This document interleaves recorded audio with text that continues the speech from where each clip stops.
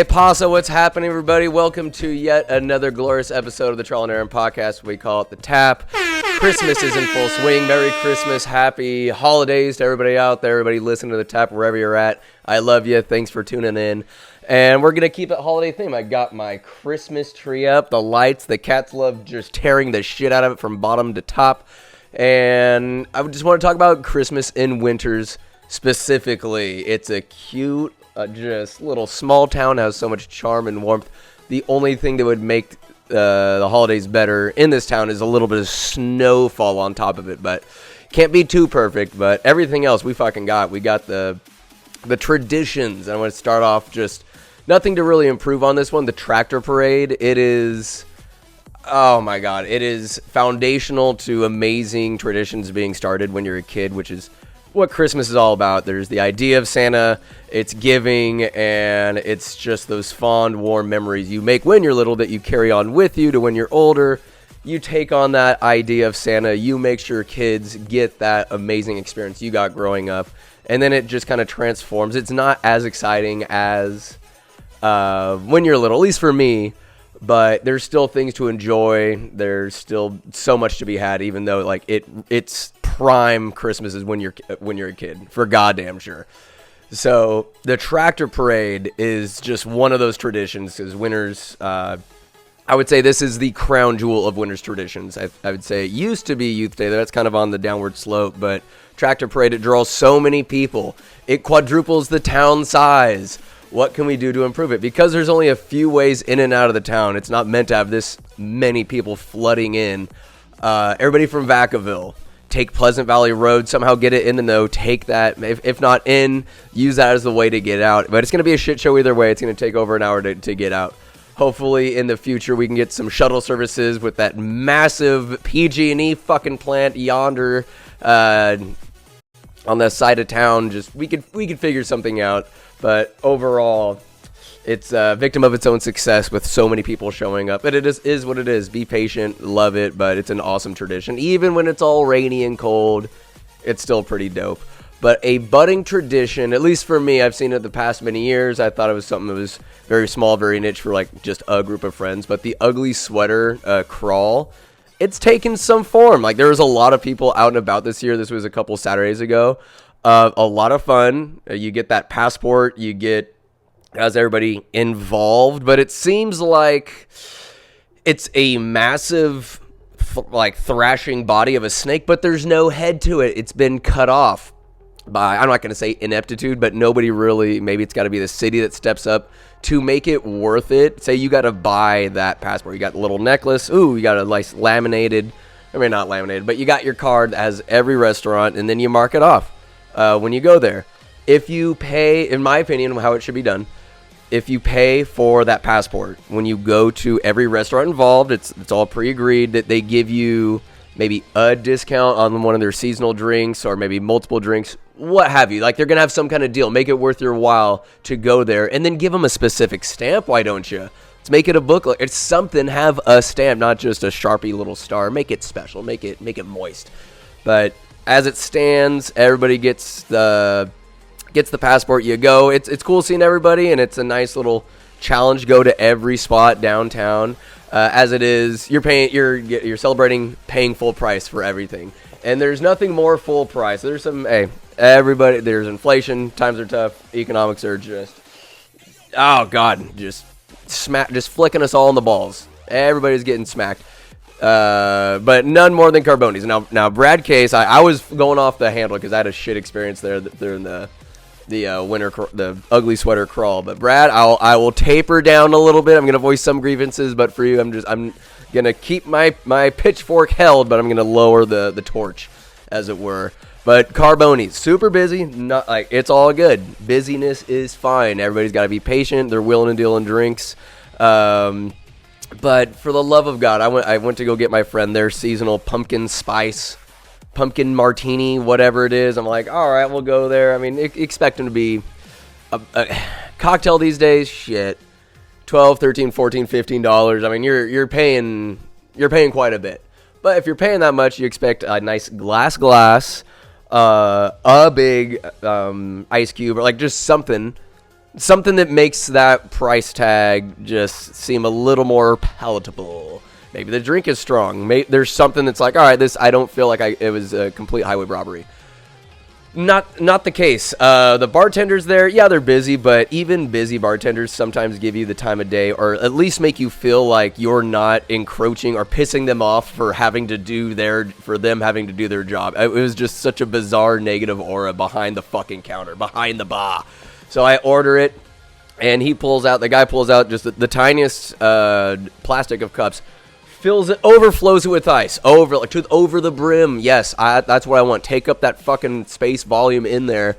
And he shook it up, made the drinks, pinkies out. He's measuring all of it. He's shaking it and makes the drink. He puts 2 glasses, again, teeming with ice, and then pours maybe 0.3 ounces of overall liquid in there, and then bends me over and shoves his fist up my ass, and like a puppet says, $17.39, please, you motherfucker.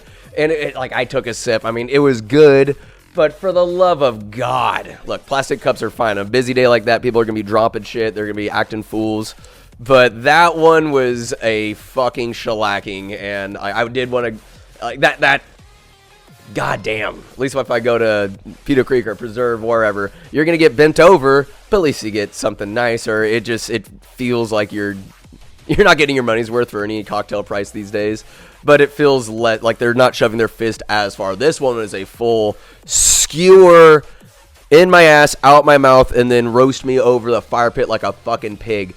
It was just not enough to get you drunk by any means, and just a very expensive night for everybody involved. Other than that, super fun, but goddamn it, Carbonis. I digress. Go support local businesses. That's just like grievances, but no, it's the tap. I'm gonna say what I fucking want. But other than that, yeah, ugly sweater. It was a decent little crawl. Got absolutely ham dog, super hungover the entire next day. I wanted to share. This is gonna be a quicker episode of the tap. Let's see. Got a couple stories. One complete non sequitur, but it's something that I would say by and large I'm on the mid to good list this year. Not inherently evil. I'd say I'm chaotic good. But there was something that happened way back in high school. I like to tell little anecdotes in here. I got 2 of them here for you.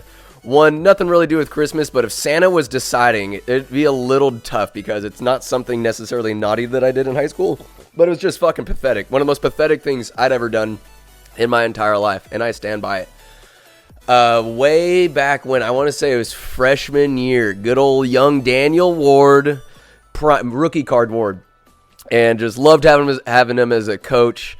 And I remember after a football game one day, we're walking back. We'd just always have heart-to-hearts. Walking back to the locker room, and my silly ass, I'm talking to him like, hey, Ward, like whatever if I gotta go on the line, I'll go to the line. If I gotta run the ball, play defense both ways, whatever, man. Like, hey, just sign me up. Like, I got this. Look, I'm the type of player, I will do whatever for the squad. I'll put my ass on the line. If you play slow pitch softball with me, I'm going to slide and give you my pound of flesh for the fucking squad. That's the type of player I am. This is an instance where I had none of that as a subconscious fuel for the words I was saying. I wanted the goddamn coaches award so fucking bad. I'm about my accolades. I want the trophies, the end of year award ceremony. Give me mine. I want the certificates, the awards. This was sheer fucking hubris. I'm like, Ward, I got this, man. You want me on the line? Like, nobody wants to play the line. I want the ball. I want to catch. I want to run it. But just saying I'll do the grunt work, it was so fucking pathetic. It was slimy. Ward was like going along with it. And I ended up getting the coach's award that year. And when he gave it to me, he had to have known. He's like, go ahead, take it and get out of here. He's just like, you fucking bitch. Here's your award that you were just burying your nose in my ass for. Oh, do whatever, coach. It was. So Santa Claus, I would say if there's like not a naughty or nice list, there's just a dipshit list where you don't get coal, maybe just like a handwritten note that says, do better, be better, for the love of God. A pathetic list where you're just, you little fucking weasel. Freshman year me, but got that coach's award, and that's all that matters, not wins or losses, boy, let me tell you. But one legit Christmas story. Skylar was the beneficiary for this. Rewind years prior to that, ass kissing in the coach's award. Or up at the Stockings place, right? It's near Pleasant Valley Road on top of this mountain. Growing up, we'd watch movies downstairs before it was time to open up Christmas presents. We were watching Dante's Peak one time. I thought, oh, we're all going to die. We're on top of this hill. It's obviously a volcano. We're all fucked. But that's not the story. We'd go there Christmas Eve. It's always at the Stockings place or somewhere for Christmas Eve, and we open up gifts on that side of the family. Everybody gets somebody's name. Grandma Barb always balls out. She always gets the grandkids a gift, but then somebody has your name, and you're going to get from them. So I get my one gift from Granny, Zoo Tycoon, absolute banger. Not as fun as Roller Coaster Tycoon, but it's still there. It's still fun. But devastation ensued because the gifts are getting passed out. I got my one Granny gift, and I'm just looking like, where's my shit? Meanwhile, Skylar is just building a wall around him. He's like 8 or something like that. He's building a wall of all these gifts he's getting. He is living the life that I want. Where are all my gifts? I got my one grandma gift. Where the fuck is mine? And then grandma's like, all right, everybody ready? And go. And it's just a frenzy. Nowadays, we do like one at a time, but it was like just a feeding frenzy. A bunch of piranhas just ravenously just tearing apart their gifts. But this time I had one gift, and I'm just sitting there with my Zoo Tycoon, absolutely devastated, distraught. I think she also gave me like this little ramp for my scooter, just a little plastic jump. Oh my god, I was fucking crushed. Skylar got so much cool shit. He got like a lava lamp. He got clothes, toys. He made out like a bandit. He was grinning ear to ear. And then my greedy ass is upset, surrounded by family and warmth and food and love. I will not stand for this one present bullshit. You know who I am? Where's my gift?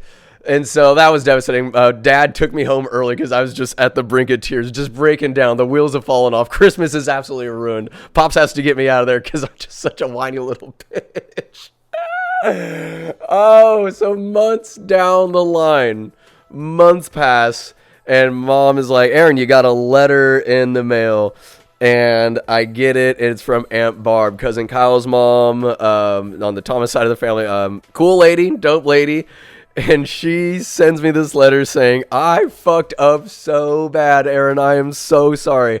She thought she had Skylar's name. Skylar doubled up on all these gifts, and she should have given me these gifts. And I got gift cards galore. She was distraught. The apologies. She felt absolutely horrible, which she should have. She ruined my Christmas, and I bear this burden. I carry this scar with me. This crimson sea, this Christmas that was ruined. Oh my goodness. Aunt Barb, you just took a little boy's hopes and dreams and you crushed it with one hand and you let them all just fall like sand, but like the rubble between your fingertips. It was oh my God. Christmas. Oh, fucking Christmas. If only I had you know what made me feel better is a $20 Carboni's cocktail, let me tell you. But yeah, the Christmas was ruined, but I've had plenty of others since then. Some of the top gifts I've had, I'm just kind of riffing right now. Top gifts, I would say 2 Lego sets in particular, different years. One was this Amazon Jungle Temple, this mega set, because back in the day, you'd have the mega set, then the subsidiary sets that were smaller, lesser than, but are all part of the same group, the same... oh my god, there's like a Egyptian one, this Indiana Jones type character. There's an Egyptian set. And then there was like an Amazon set. There's different stuff. And there's just the temple. And it was massive, about yay big. It was dope. Built the shit out of it. Maybe took me 2 days. And another Lego set, I got the castle. The castle was baller. The castle was so dope. Putting that all together. You get this big old like plastic foundation. And then you just keep going off it. The instructions were huge. Took you a while. Another one comes to mind, the soccer set. The soccer field was probably the best, most practical, most fun Lego set ever, because once you build it, you can't really play with it as if they're like action figures. The movement's not quite there. It's more of a set piece. You look at it, you let the imagination have fun. The soccer game, though, that was fucking tits, because you had this little, the ball goes around, it's not like foosball, it's a little slower. You pass it to each other, you bend the player back, and then there's a mechanism where you just push the little Lego guy back, and then he shoots the ball out. And then, like, you have a stick with your goalie attached to it. And that was, like, it's like, essentially comes down to a goal kick every time. And that was super fun playing soccer in that little mini arena. But the best, another one, intergalactic Buzz Lightyear. Not the regular Buzz Lightyear, that was okay at best. But when you're in the late 90s and you've seen Toy Story, you need Buzz Lightyear in your life, because the one Skylar got, the OG, didn't have the arm flip mechanism, the little radio. Intergalactic Buzz Lightyear, instead of the white, green, and purple, he was chromed the fuck out. Chrome with black trim. And you get the wrist flip. That's what I wanted most. I got it. It's fucking awesome. I believe Matt Nevins has it still. I was like, I'll donate some toys that I don't play with anymore to the children. They don't love the books. They love the Intergalactic Buzz Lightyear. And I still need to get it back. But got that, but the one that takes the cake, the one that I just keep on procrastinating on, the Nintendo 64. It's right here. I was in, was I in this house? No, I think we're in town. But it was just life-changing Nintendo 64. Also life-changing, Keith got the PlayStation 2, and NBA Street was like the first game they came out with that. We've never seen graphics like that before. Our minds were blown. But Christmas, Santa Claus, always coming up, and now... These days, I just ask for my Epic Pass. Santa comes in clutch, and I gotta go just enjoy all that fucking pow in South Lake, baby. Excuse me. Well, I'm not gonna leave you guys without a little gift, a little Christmas gift. Boy, howdy. It's been a while since you've heard a Goy story, hasn't it? Well, you're gonna get a couple. I'll give you 2 Goy stories. Maybe 1, because I only have so many. You gotta spread them out. Here's a Goy story for you. You guys, I love you. It's a little bit of a shorter version of the tap, but it's still glorious. Go out there. Be a good fucking person. Go get and stay on Santa's good list, even when it's the off season, not the holiday season. Say it's July. Say it's May. And... there's no excuse not to be a good person year-round, not just this season. Earn it all year round, your spot on the good list. And most certainly not the pathetic list. Don't do it. Don't beg for the coach's award. Earn that shit. And then hate your coach if you've earned it and he gives it to some other fucking scrub. That never happened to me. I always got these awards. I am rambling so hard right now. I love you guys. Thanks for listening. And until next time, get silly, not stupid. Mwah. Bye-bye. You lose! Good day, sir!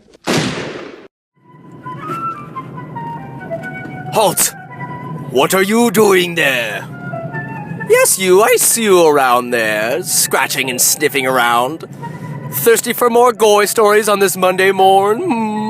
Well, let me tell you, sandwich will suffice. For I have an origin Goy story for you. Perhaps one of the most influential men in Goy's life was his baseball coach, Muff Dingles. Muff was a crazy son of a bitch and expected nothing less of Goy, for their relationship between player and coach has not yet been seen on this world. They bang bitches together, sniff coke together, chew tobacco together, and they taught Goy the ways of baseball and the ways of life. It's an away baseball game. The first player up, leadoff batter for Goy's team, goes up there. The pitch is a little outside. The umpire calls it a strike. Umpires don't always get it right, but Muff Dingles bursts out of the dugout. What the hell are you doing? Goes up to the umpire, takes off his hat. What the fuck was that? They're so fucking far outside. You better call this both goddamn ways, Pete. I've known you for a long goddamn time, and I know you're better than that. Spits on his shoes. Spits on his shoes some more. Chewing Copenhagen long cut. Of course, upper deckering it this time. Doesn't often upper decker, but he's feeling spicy today. Spits on his shoes. Kicks some dirt on him, and he's been chewing for so long, spitting for so long, he knows how to paint a mosaic with his spit, because when the dust settled, the dust covered the spit, and it said, "Fuck you," to the umpire. The umpire knows he fucked up. Muff Dingles slaps him across the face. You better get it fucking right, Pete. I'm not coming out here again, goddammit. Goes back to the dugout, and then the game ensues. Calls going awkwardly towards the way of Muff Dingles. That's a good bitch, he says, after a 5-run lead. And then Goy takes the pitcher's mound. Muff Dingles, like the good coach that he is, fills that white powder resin bag full of cocaine for Goy. We do not know the age of Goy, just assume that he's a man up there, not some teenage slut. Goes up there, puffs the bag a little bit, puffs it in his face. Pa, pa, pa. So good, so wired, so coked out of his mind, Goy pitches a gym. Oh, it's so good. But as he does every game, about the 6th inning, Goy, just to establish dominance, throws a 98-mile-per-hour pitch and destroys the batter up in his box. Crowding the plate, Goy doesn't like that. That's Goy's plate. The catcher calls a curveball, but Goy throws a fastball and crushes the player. Player gets up. The other team dugout says, "What the fuck?" And then they start charging Goy. The entire team out of the dugout. Muff Dingles runs out of the dugout to defend his player. And instead of being like any regular coach saying, "No, stop, stop, stop," Dingles tackles the first player to even get close to Goy and starts beating the shit out of him. He comes out, brings out a bat, brings out his batting gloves and starts going to town, beating players left and right. The other coach doesn't know what to do. He's like, "What the fuck?" And it turns out to an all-out brawl. Punching, kicking, screaming, cleats digging into the skin. The resin bag, Goy puffs up himself and he goes in, he takes a few more baseballs and plucks a few players, sniping them before they can even get onto the infield. And it's an all-out brawl. Goy's team is destroying the other team. For like any other Goy story, it's a bloodbath. Nobody dies though, it's just a game of baseball, it's all good. Muff Dingles gets up. "It's all right, guys. It's all right." Oh, God. As he surely comes in his pants because he loves the thrill of a good fight. As the dust settles, everybody gets up and the game goes on. Muff Dingles, in his insanity, beats up at least 8 other players, cripples them, and the game has to be called off due to a shortage of players. In the 6th inning, the score was 20-0 because the theory of Muff Dingles is when you face an inferior opponent, you bury them. You bury them! Make the game last as long as possible, for baseball only demands alphas.